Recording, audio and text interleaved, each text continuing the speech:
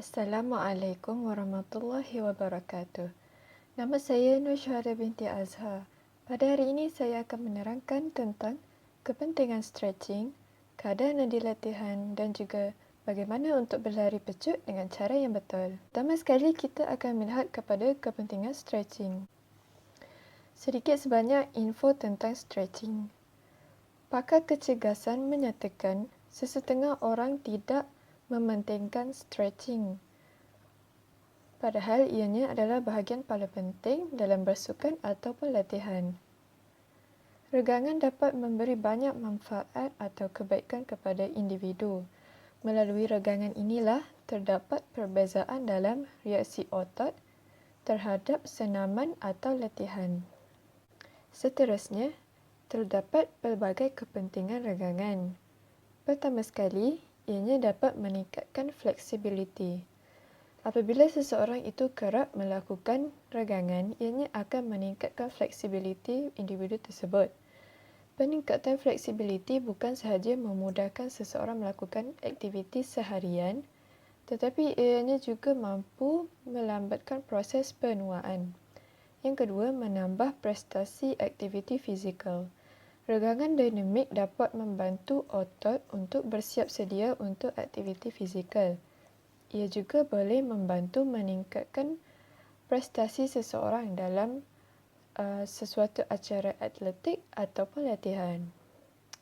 Yang ketiga, meningkatkan aliran darah kepada otot. Regangan yang kerap dilakukan boleh membantu meningkatkan pengaliran darah. Ianya dapat memendekkan masa pemulihan dari kecederaan dan mengurangkan sakit otot. Yang keempat, memperbaiki postur badan. Postur badan yang lemah biasanya adalah disebabkan oleh ketidakseimbangan otot. Kajian menunjukkan bahawa kombinasi menguatkan dan meregangkan sekumpulan otot tertentu dapat mengurangkan kesakitan muskuloskeletal dan mendorong penyelarasan yang betul. Seterusnya kita akan melihat kepada keadaan nadi latihan. Untuk mengira target heart rate, kita harus menggunakan formula Karvonen. Oleh itu, komponen yang diperlukan ialah maksimum heart rate dan juga resting heart rate. Pertama sekali, kita harus mendapatkan maksimum heart rate terlebih dahulu, iaitu dengan mengambil 220 tolak dengan umur individu. Contoh di sini, umur individu ialah 21, jadi kita dapat 199 sebagai maksimum heart rate. Langkah kedua ialah kita mengambil maksimum heart rate tadi tolak dengan resting heart rate iaitu 60. Jadi kita dapat 199 tolak 60 iaitu 139. Langkah ketiga, kita mengambil 139 tadi dan mendarabkan dengan intensiti rendah dan intensiti tinggi iaitu lingkungan 50% hingga 85%. Jadi di sini kita ambil intensiti rendah sebagai 60% dan intensiti tinggi sebagai 70%. Untuk intensiti rendah kita mendapat 83.4 dan untuk intensiti tinggi kita dapat 97.3. Langkah kelima ialah kita mengambil jawapan untuk setiap intensiti tadi dan tambah dengan resting heart rate iaitu 60. Untuk intensiti rendah 60% tadi kita dapat 143.4 dan untuk intensiti tinggi 70 kita dapat 157.3.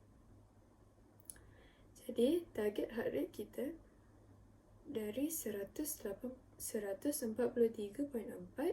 hingga 157.3. Akhir sekali, kita akan lihat bagaimana untuk berlari pecut dengan betul.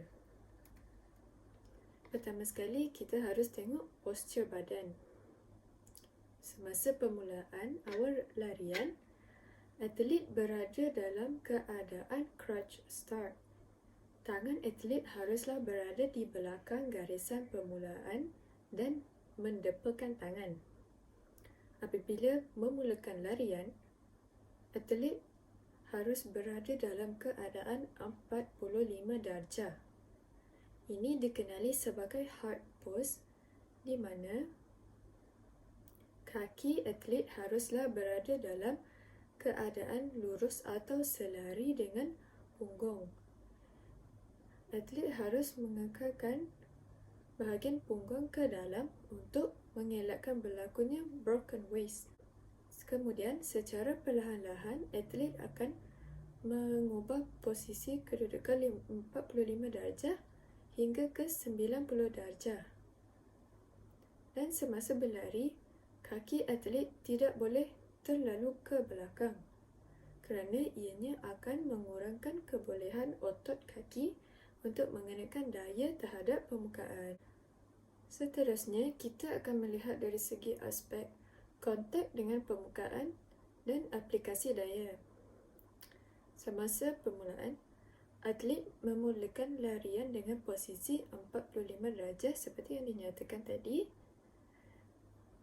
dan atlet akan menyentuh permukaan dengan bahagian depan kaki iaitu bahagian forefoot. Apabila atlet perlahan-lahan mencapai kedudukan 90 darjah, bahagian kaki tengah iaitu bahagian midfoot pula akan digunakan. Ini bertujuan untuk mengurangkan masa kontak dengan permukaan. Semasa berlari pula, atlet berada dalam posisi 90 darjah.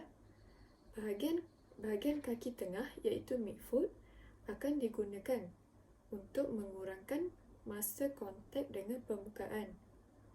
Apabila mendarat menggunakan midfoot, bahagian tumit kaki atlet akan hampir-hampir tidak mempunyai kontak dengan permukaan. Ia juga akan menghasilkan stretch reflex kerana menggunakan bahagian betis yang akan menghasilkan lebih banyak tenaga kepada kaki. Ia juga akan menghasilkan lebih banyak kuasa dan tenaga. Akhir sekali, kita akan melihat dari segi aspek memaksimumkan penggunaan blok permulaan ataupun block start. Penggunaan block start adalah untuk menghasilkan daya kehadapan dan mengurangkan inersia. Apabila atlet meletakkan kaki di block start, tangan atlet hendaklah selari dengan permukaan dan kepala hendaklah berada dalam keadaan rehat dan menunduk ke bawah. Belakang badan atlet pula hendaklah melengkung sedikit supaya otot meregang bersama-sama dengan otot tengkuk untuk menghasilkan stretch reflex yang seterusnya menghasilkan tenaga yang banyak. Apabila pengadil menyebut bersedia, posisi atlet berubah dengan mengangkat punggung supaya berada selari dengan bahagian kaki hadapan iaitu front toe yang terletak di blok permulaan di bahagian hadapan. Apabila mula berlari, posisi badan akan berada dalam keadaan 45 darjah untuk mengaplikasikan hard pose seperti yang dinyatakan tadi, dan kemudian akan naik perlahan-lahan untuk mencapai posisi 90 darjah. Sekian sahaja dari saya. Sekian, terima kasih.